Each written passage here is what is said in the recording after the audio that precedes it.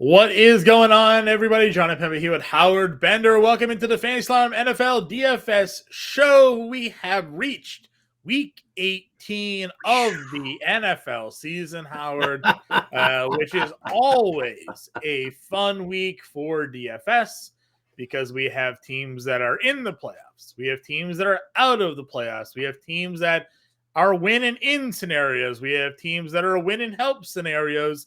We already have some teams announcing that they are going to be benching their starters. There are teams that could be starting their starters and then benching them after a quarter or a half. So you got to pick and choose and dodge the landmines when it comes to your Week 18 DFS lineups. Duck, dive, dodge, and duck again. I think so. Yeah. Is that what we have to do? I think it is. Yeah, man. Listen, this is a crazy week. It's a lot of fun. No, this is not a week where I say you just go for broke and invest everything that you've got, because there are a lot of moving parts with this week. So this is definitely a week to have fun, right? I'm going to play more GPP than I am cash, probably, just to have a little fun with it. But I'm not going to, I'm not throwing like crazy money out of the way, because I got bills and rent and all the other stuff that normal people have in this world. So, let's talk about the slate here. Teams that with no reason to play their starters. We're not going to see any of their starters. The 49ers, the Ravens, the Chiefs, the Browns. Washington said that they were sitting everybody. The Rams said they were sitting everybody as well. So, I will say this. There are certain players who I'm curious to see. Coop did that article. You can see it over on fantasyalarm.com. It's a free article about contract incentives, player incentives, things like that. We could see Rashee Rice out there, right? For the first part of the game. Travis Kelce could be out there for as well. We know that it's not going to be Patrick Mahomes, but like Kelsey's like 15 yards away from 1,000, and Rashee Rice is like 60 yards away from, from 1,000-yard season for himself. So, Right. The game doesn't matter for the Chiefs, which is why Mahomes is sitting. But, can you get some like little fringe components in there? I know some people like Jawan Jennings from San Francisco, because he'll be Sam Darnold's number one target. Right. So, yeah, you've got some like weird dart throws, but like your marquee players from San Francisco, Baltimore, Kansas City, Cleveland, Los Angeles Rams, and Washington Commanders, bye. Right. Done. Except for Sam Howell. They're still throwing Sam Howell out there. Are they throwing Sammy Howell out there? Is he going to be able to throw to Terry McLaurin, Curtis Samuel? No, but he's out there. Oh, okay. I'll bet you Jahan Dotson's out there. He may be, or Dynamic Brown probably going to be out there. Oh yeah. Oh, is that? Remember we were talking about the little connection, right? There, the college connection there. So, all right, let's get into it here. We'll talk about our matchups here for everybody. When it comes to this Week 18 slate, quarterback position. Again, guys that we know that are going to be in the lineup, guys that we know are not going to be in. Where are you approaching this top tier of quarterbacks this week, Bender? No desire to use Hurts, right? Dallas is in the driver's seat here. Dallas is the team that's going to play their starters. They're going to, like, maybe they like scoreboard watch or something like that, or maybe they get up big and then they kind of take their foot off the gas in the second half. But Dallas has to win this game because they want to hold on to that number 2 seed. Right. So Dak Prescott is I'm in for that. If Dallas goes up big on Washington, Sirianni already said that he's a scoreboard watcher, right? And he's going to pull if he sees Dallas up big, he's pulling his guys. Yep. And that's it. There's no, just take the 5 seed and run with it. So I have no interest in Hurts. Right, Dak 100% interest. Mahomes, no, he's not playing, and then I go down to Fields. And Fields is a guy like to spoil things for Green Bay. I've also kind of opined that when you've got the number 1 pick, in the draft, and you've already shown like you've got Fields, you've got DJ Moore, that looks great. Cole Kmet looks like a great tight end receiving target. You're gonna get Marvin Harrison Jr. Like, is this not the best way to just kind of put it all on display for prospective free agents? Yeah. And that's what I looked at it as well when it came to Fields. It's, he's sort of playing, for a few different things, right? Like his own personal, I want to stay as this team's quarterback. Don't get rid of me. I can go out here and perform, but also like, okay, I can also put myself on display and maybe I become a more interesting trade, piece for a team that's looking to acquire me in the offseason. So I had Fields in the quarterback coach. I had Dak Prescott in the quarterback coach in this top tier of the QB position. From there, I went down to Jordan Love. I think Jordan Love, the Packers are a win and in situation here going against Chicago at home. Whether he has his top wide receivers or not, he's still out there and producing 3 touchdowns last game. He's now got 7 touchdowns over the last 3 games for him here. We know Chicago's defense has improved a little bit lately, but still attacking them through the air has been the way to go. So I kind of think Jordan Love here in the mid tier is kind of an interesting spot. Yeah, solid guy. Absolutely. Hearing that Christian Watson returned to a limited practice, Jaden Reed returned to a limited practice. You've already seen the relationship develop with Tucker Kraft, and you know that Chicago doesn't cover that tight end very well at all. So I think Love is a fantastic thing. I think Jim and I were talking on the Fantasy Alarm Show, and Jim was like, he started talking about Love, and they started talking about Kraft. So I was like, Jim, are you flying the Lovecraft for DFS this week? And he's 100% in on it. So I think Jordan Love is a great play. Slightly cheaper. I really like Kyler Murray this week against Seattle. Seattle's defense is terrible, dude. And I know you had Murray into the quarterback coach. He's the cover of the quarterback coach this week is Kyler Murray. Got to love the mobility that he can bring to the table, but also the touchdown passes have been there the last couple of weeks. Again, threw for 2 touchdowns against Chicago, threw for 3 against the Eagles. Now he's home against Seattle. We know how bad their pass defense has been. He's got Trey McBride. Doesn't really need much else when it comes to targets, but I do like the potential that he brings at $6,400, over 20 fantasy points the last 2 weeks. And then opposite, they need a little help, but Seattle's still in contention here. Arizona's pass defense hasn't all that been that great. I know we have not been big Geno Smith fans this season for obvious reasons. Took a little bit of a step back, we'll say, from last year's performance. But this tier of Love, Murray, Baker Mayfield, assuming that shoulder continues to progress okay. Geno Smith, Tampa Bay is a win the division, so can't really discount Baker there either. I think you have to look into it. Yeah, I mean, it's so funny when I look back and forth with this Seattle Arizona game. I'm in that same boat, right? I need to see what's going on with Kenneth Walker as well, because if you're going to use a guy like Murray, and let's say you're going to stack in this game, I mean, if you're going to use Murray, I could see you putting him with like Dortch and McBride, and then coming back, do you just go for the wide receiver? Do you go for, one of the running backs? Because you know how bad Arizona's run defense is. So there's a lot of different angles that you can go with this one here. I like Kyler Murray more than I like Geno Smith, but I also feel like Geno Smith is in a desperation situation here. So if Arizona, plays them tough, Geno's just going to continue throwing. And so I feel like, if you want to get, I think Kyler Murray could be a good solid cash game guy to use here. Geno might just be like my total GPP, like, take a shot on it and see what happens.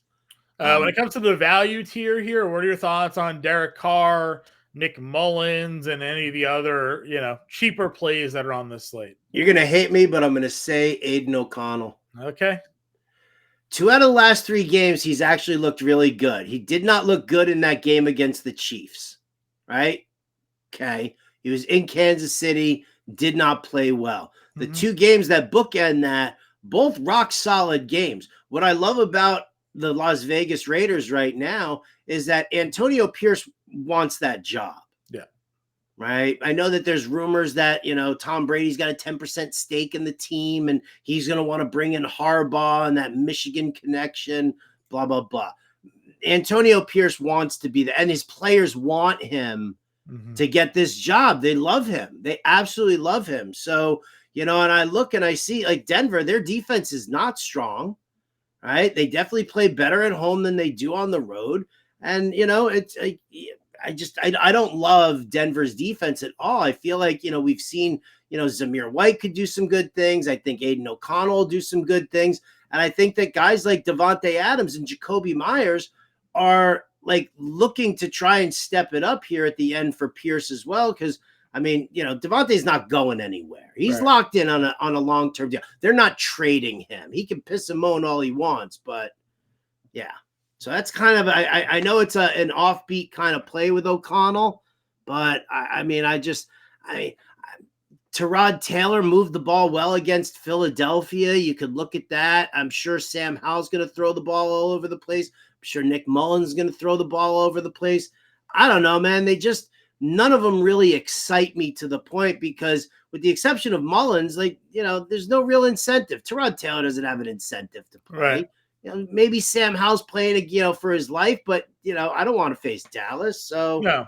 That's where I'm at. Yeah, the Mullins one for me was just you just saw him through the volume, right? There's going to be volume with him. So, and we talked a lot this year about bad QBs with volume still produce fantasy points in DFS. So, anybody else here? The worry about Mullins is that if he's ineffective early, like Minnesota needs the win to get into the playoffs. If he's ineffective early, he's going to get yanked. Yanked for who though? He'll throw in Jaron Hall. He'll Jaron Hall. He'll throw in Josh Dobbs. He'll throw some. O'Connell will pull Mullins if he's not producing. I'm curious if they have Dobbs actually active this week because Dobbs was inactive last week with Hall and Mullins there. We know that Jaron Hall can't play, so I wonder if they'll have Dobbs as the QB2 and Hall as the emergency quarterback in this instance, just because. Maybe Dobbs is a better option. That's kind of why I think that Mullins is just the guy at this point.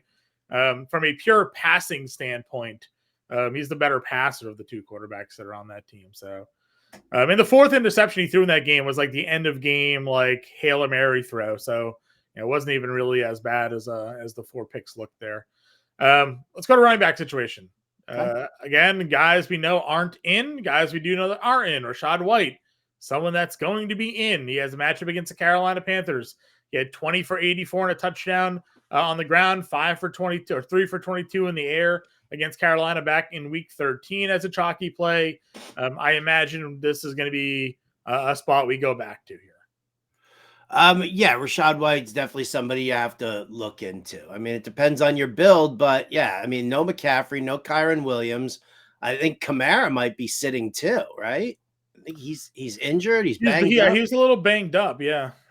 I mean, it's like Rachaad White, and then you're looking at, I think ETN is an intriguing option as well. I feel like he gets overlooked, and Tennessee's run defense is really, really softened up as of late with Simmons out. Yeah, no, for sure. That's definitely been a team that you can run the ball against. You mentioned teams that have things to play for. ETN, obviously one of those for Jacksonville here. Having a great season, coming off himself, 100-yard game against Tennessee, or not against Tennessee, against Carolina. I guess my question is, like, with knowing that there are backup running backs that are going to be starting here, do you think more people gravitate towards the value plays this week at the position versus like the spend ups? Like right now, just kind of taking a look at what some of the highest rostered plays are going to be on this slate. Do you think that value running backs where people find themselves going this week? I mean, I think it obviously makes sense.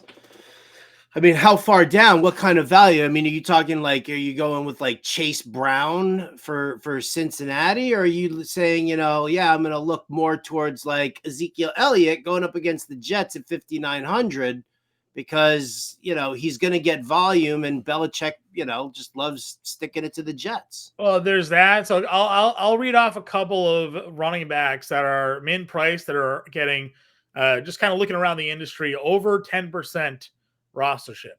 Ronnie Rivers, Pierre Strong Jr., Strong, actually, yeah. All right, I'm sorry. Go ahead, yeah. Jordan Mason is also getting that.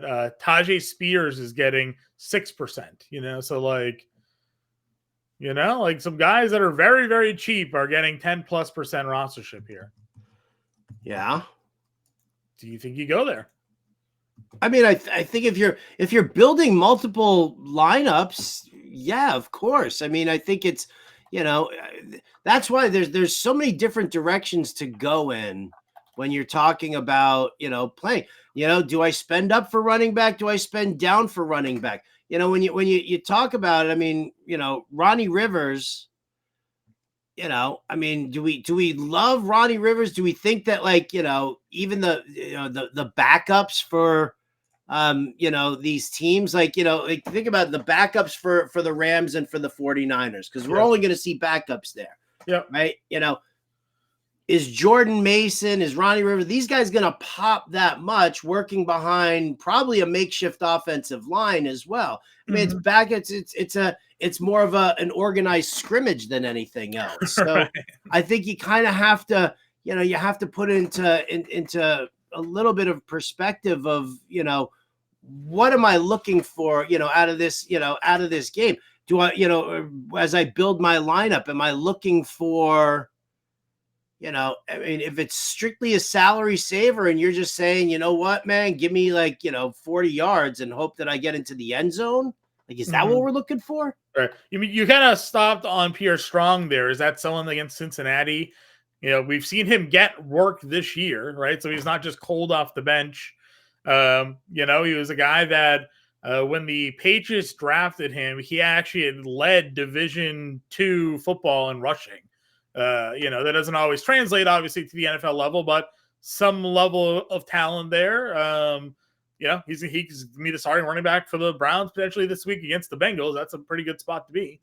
Yeah, that is a pretty good spot to be. And, I think that it's definitely worth, it's definitely worth noting. Like, so to me, when I'm looking at these guys situationally, like I have to look at their matchups, right? Sure. Like, okay, if Pierre Strong, if Jerome Ford and Kareem Hunt are out, and Pierre Strong is the lead running back, he's going up against Cincinnati, who, with their best players, sucked against the run. I can't imagine that suddenly that their second string is going to be that great. But I don't want to overvalue it. Like, I think it's a great matchup, and it's going to be soft, and it's going to be good for Pierre Strong, but I don't want to overvalue it, because who's blocking for Pierre Strong, and are they any good in that realm? So it's a tough spot to be when you're looking at, who you want to use from teams that really have nothing left to play for, and are just throwing, or just throwing like all of their backups there. Yeah. Your top two projected roster running backs this week, you have Tony Pollard against Washington, and you have Zamir White against Denver. Those are your top two when it comes to rostership here. We've been very disappointed with Tony Pollard this year from a week-to-week DFS standpoint because of just the, how great the passing attack has been for Dallas here. I get it's Washington. The last time I doubted a running back against Washington was Breece Hall, and he went for 40 fantasy points. I mean, Tony Pollard could very easily just go and have himself a day here to close out the year. And then Zamir White's been looking pretty good now since taking over the starting job with Josh Jacobs out. So, and he's only $6,000 here. Good value for both of these running backs. And wedged in between them, I mean, James Conner last week, 26 for 128 and a score against Philadelphia. Now he's got Seattle. That's a pretty hefty workload for him. I love James Conner this week. He's on the cover of the watch list. Mm-hmm. I think it's a fantastic matchup for him. He's in a spectacular spot. I'm totally good with that. Yeah. Yeah, What do yeah, you think? I love Connor. I Mhm. think White is in a good spot here. Who else? I mentioned Zeke, I was right? gonna say Zeke's here already. Like Rondre's on IR. Maybe Bill Belichick's last game ever coaching Yeah, for the New England Patriots. yeah. The one thing we do have to watch with Zamir White is that Josh Jacobs is pushing to play. Okay. I know he sat out of practice. He wasn't at practice on Thursday. I just want to check those practice reports before I fully commit to Zamir White. But I love Zamir White. I really do. If he's the lead back, I mean it's a fantastic matchup for him against Denver. So I definitely like that as well. So Connor White, I wonder if scrolling. Ezekiel Elliott has any contract kickers for carries.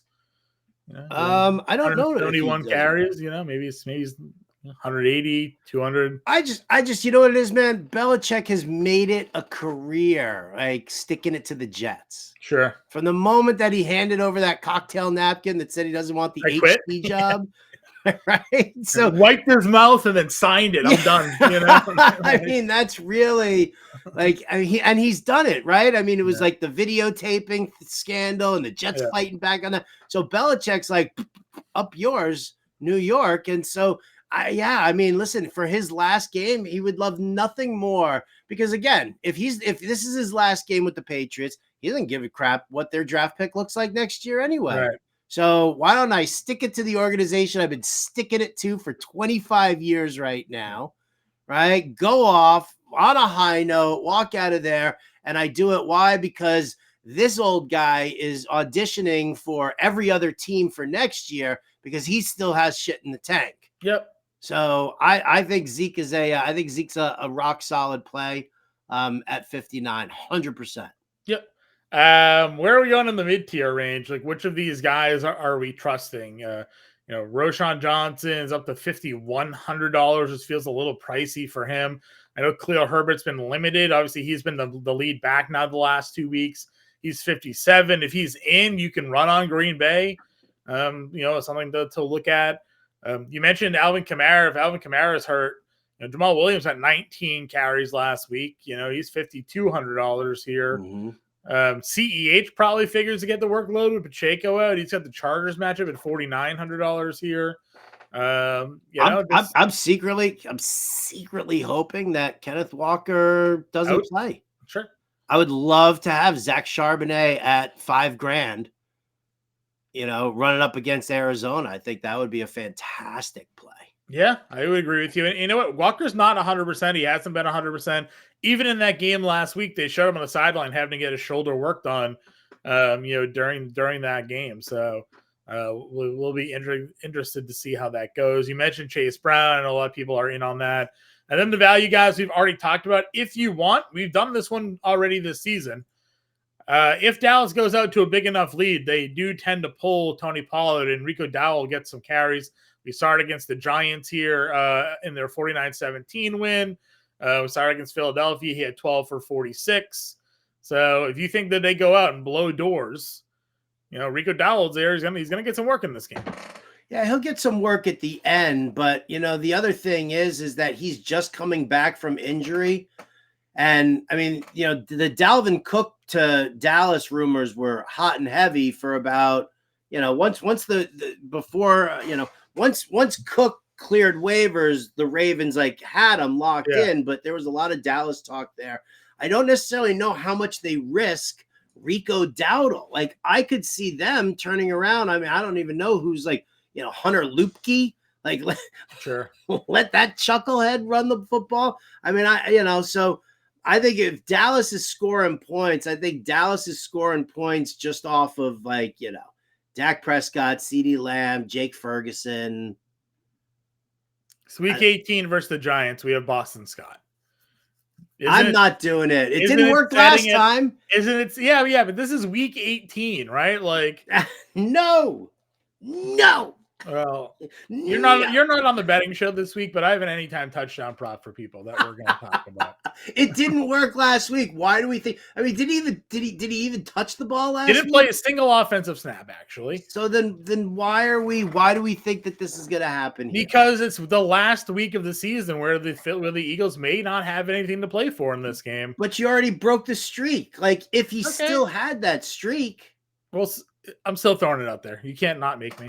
I'd rather use Pierre Strong than Boston Scott. That's fine. Oh, no. I agree. I was just, I'm just saying. You said yourself, Sirianni said he would pull his starters if they scoreboard watch.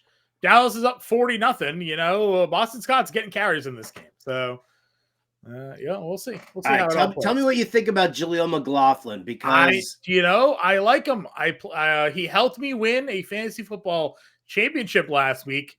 That's how down bad I was at the running back position that I picked him up off waivers and was thrilled to see the 8 for 44 and 3 for 18 there, because the only other running back on my roster was Leonard Fournette, who didn't play. So he saved my season there, did Jaleel McLaughlin. So I'm fine. The workload he's gotten the last couple of weeks is encouraging. I know you're seeing single-digit carries, and you're like, like he's always been a big play guy for them this year. So giving him a double-digit, 6 to 8 carries, also throwing him the football, I'm in. I like it.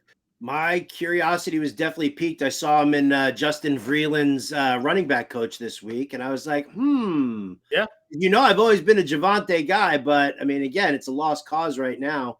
So I didn't hate the McLaughlin play. Javonte coming off of that knee injury last year, obviously they ramped them up, but they're not playing for anything, so why would they risk anything in week 18 here, So I'm in. I like that play for sure. Wide receivers. The chalk wide receiver of the slate is CeeDee Lamb. Yeah. I'm sure you're not too surprised by that. A guy's coming off 227 yards receiving. Now has the Washington Commanders. He may have 200 yards by halftime in this game. He could very well have 200 yards by halftime. There's no doubt about it. We've just talked enough value on this slate that you could very easily play a CeeDee Lamb in your lineups. St. Brown, Justin Jefferson, obviously two guys that are also getting a lot of love this week for obvious reasons. Both teams need to win. Both teams are going to throw a lot against the opposing team because you can't really run against one another here. So a lot of love at the top end. They've ruled out Cooper Kupp already, but they haven't ruled out Puka Nacua. What are your thoughts on that? Well, because Puka Nacua is actually he's like 26 yards away from the rookie record? Yeah. So I think they'll try and get him that like in the first quarter and then pull him. Yeah. Where do you go then after that top group? Like Mike Evans, obviously in a must win here. You have Jamar Chase. Metcalf needs a win. 72. Like, what's the mid tier look like for you? Mid tier for me, yes, definitely. DK Metcalf is somebody who I have to be in on. I do love Jackson Smith and Jigba this week too. Sure. But I mean, if we're just going through this, Mike Evans in a game that they have to win, it's going to be a tough time for Evans. Evans going to be dealing with JC Horn a lot. He's also they're going to float Jeremy Chin over his way, as well. So I like DJ Moore a lot against Green Bay. Mm-hmm. I think that's a rock solid play. I'm curious to see what they do with Rashee Rice. He is 62 yards away from hitting 1,000-yard season. I don't know if that's going to be important to them. You have to look at, I want to look at Ridley. I want to, but Lawrence's shoulder makes me a little nervous, but it is a must win. You know who the second highest roster wide receiver is currently? It's probably Christian Kirk. $3,000 Christian Kirk. Yeah. I don't even know if he's playing this week. I don't think anybody knows if he's playing or not, but he was designated to return. He's been limited at practice this week, and he's min price. So it's CeeDee Lamb, and then it is Christian Kirk, 1-2. Gonna have to build a contrarian lineup then that fades CeeDee Lamb. I don't know if I can do that. Well, that or you just, the reason I think so many people are getting to CeeDee Lamb is because they're plugging in a $3,000 Christian Kirk into their lineup and getting that value there. You have the Tampa Bay wide receivers. Evans did have a huge game against Carolina, but that was back in week 13. Adam Thielen, I know a guy that I gave you his receptions prop last week. It came over the 4.5. He had 6 catches there. I know you're not a big fan of the Panthers passing offense, but Thielen did go over 1,000 yards finally. You have the Green Bay wide receivers down here. Did I go by Watson already? Is he all the way down? Where's Watson at? Watson's 47, Reed's 57, Dubs is 58. So we do like some Jordan Love. We got to think these wide receivers are going to be in play here. Yeah, I mean, you got to figure somebody's going to be in play. I mean, listen, I like Jaden Reed a ton. If he's healthy, I'd love to use Jaden Reed. I just think he's incredibly talented, and they do some creative stuff with him. Looking further down a little, Jacoby Myers, I like a lot against Denver. Yep. Probably more of a cash game play though. Sure. Let's go Addison. Yeah, you could look at Addison. I think Addison's probably going to be somebody that's warranting some looks. I think even Brandon Cooks warrants some looks as well. Yep, I would agree with that. Judy's here against Las Vegas. Didn't really do much in that game. 3 for 54 last time. People are turning on him finally, right? Oh my God. I was so wrong on this guy, and it's I'm happy to admit it now, I guess. But coming out of the draft class, I thought he was the number 1 wide receiver in that class. Like I thought he could run all the routes. He had great hands in college. Maybe he just needs a new uniform, right? We've seen that sometimes. Some guys just need to get out of the system. I knew it's a new coach, but obviously Russell Wilson hasn't been the guy we thought he was gonna help elevate Jerry Jeudy, but Jeudy hasn't helped himself out here either, dropping the number of passes that he has. So tough looks on Jeudy. I think he's super talented. Just needs to figure something out. Do we go back to the Dortch torch here? 7 for 82 last time. I almost feel like you have to, simply because Kev Tompkins nicknamed him the Dorcher Chamber. Okay. All right, like Coop and I, we saw that on the in the chat on Alarm Fest. We were like, yeah, okay. Listen, I think Greg Dortch and Michael Wilson both are solid plays.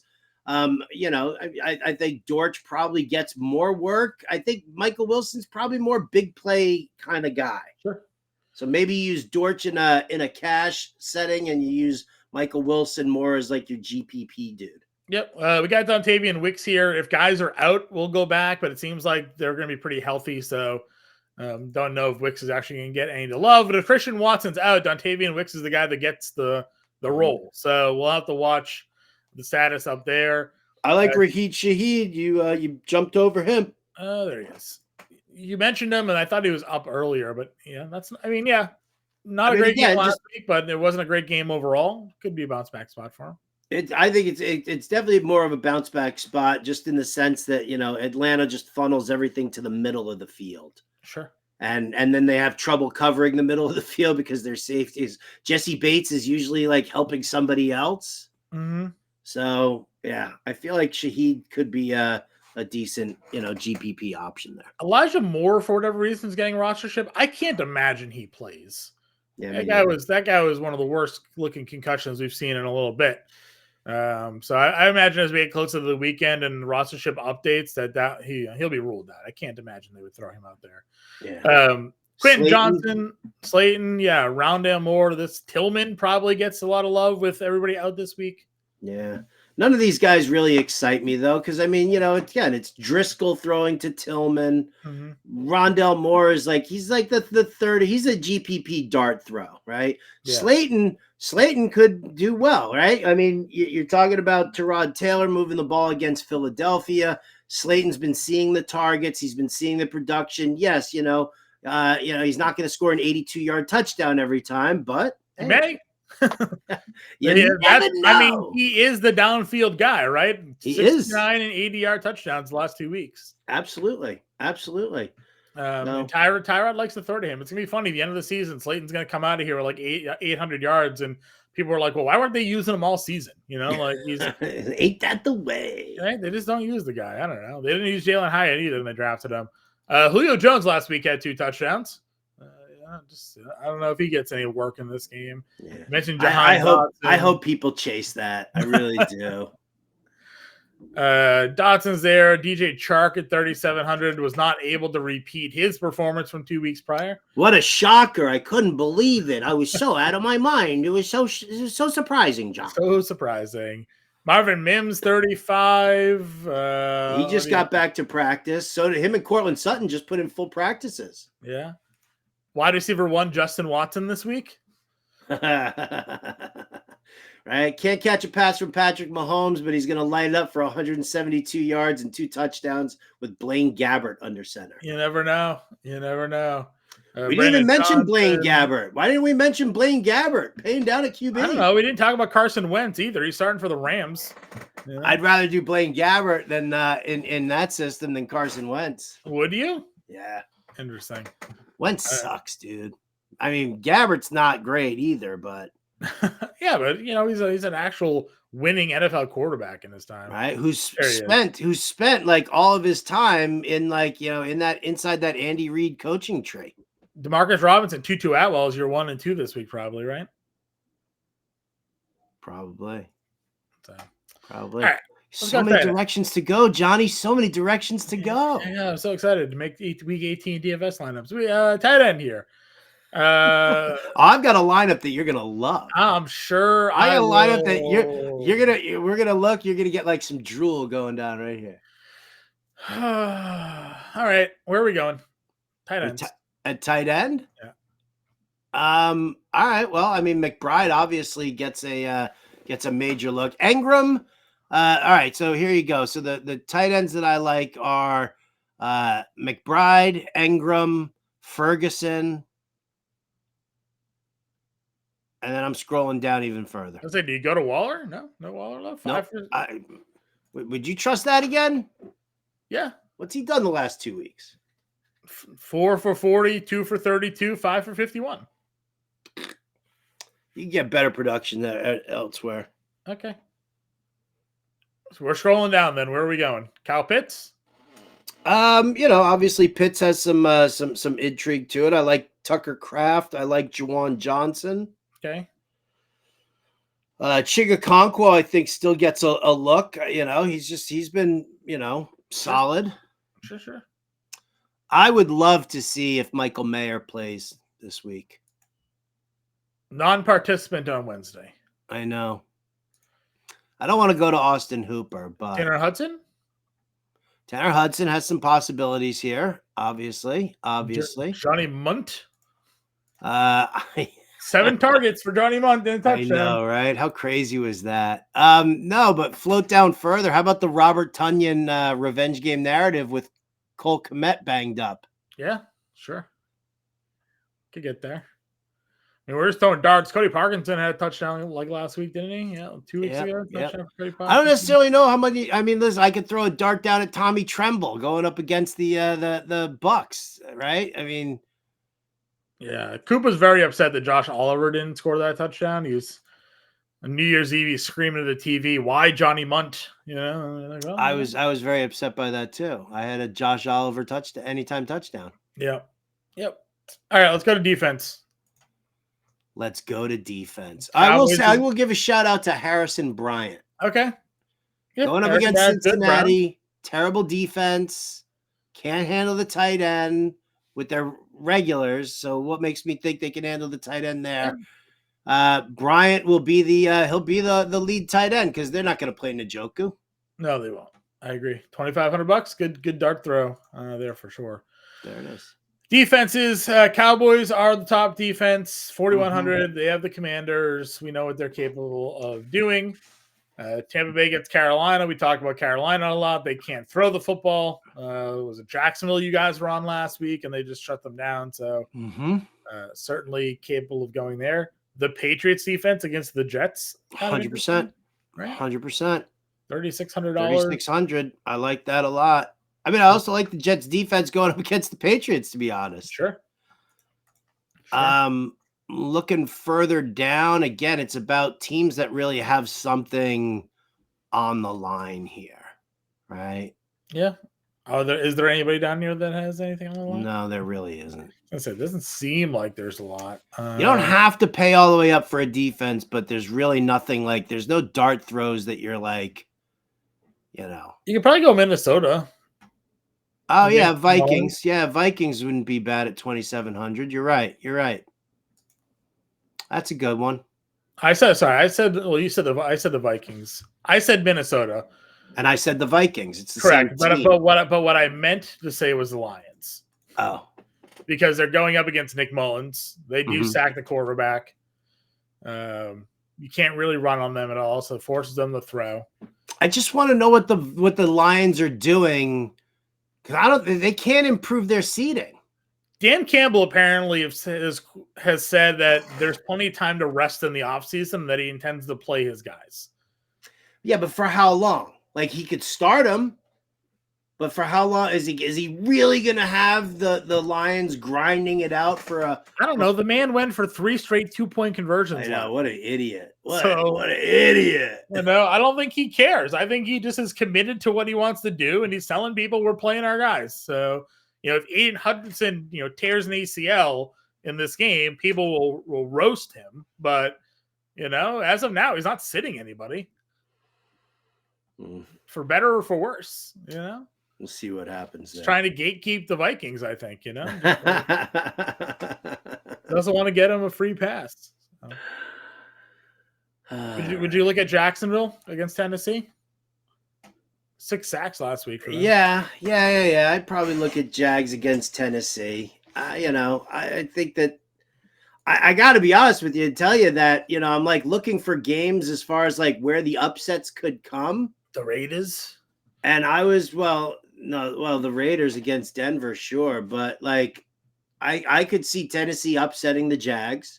Okay. I could see the Bears upsetting the Packers.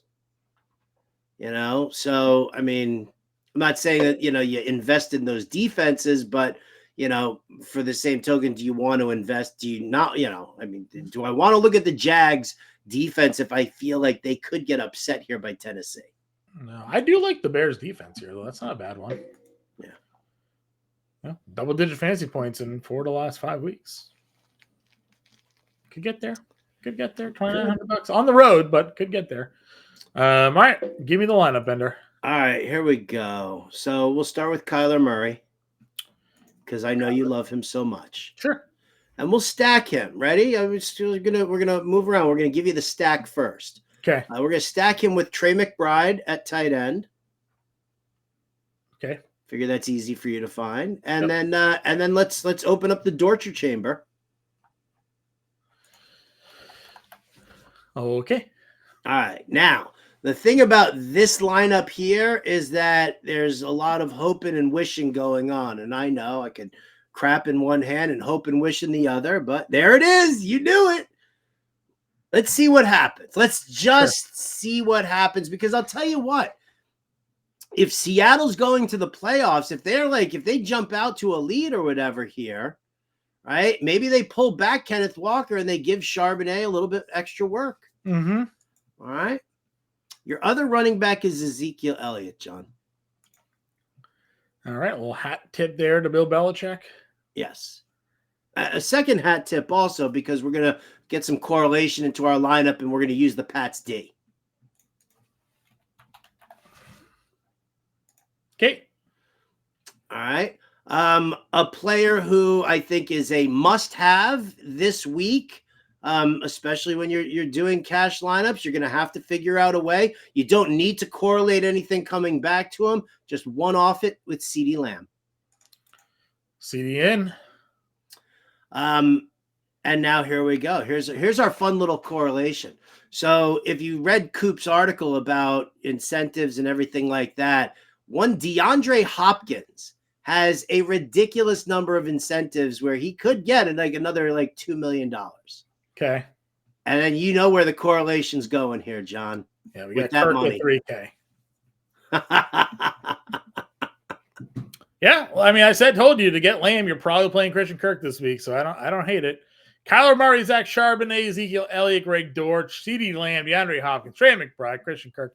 New England Patriots is your Week 18 example lineup for all of you here. Bender, I believe this is the last DFS show of the season. Yeah, it is. I say I believe putting you on the spot because you're the one that makes those decisions.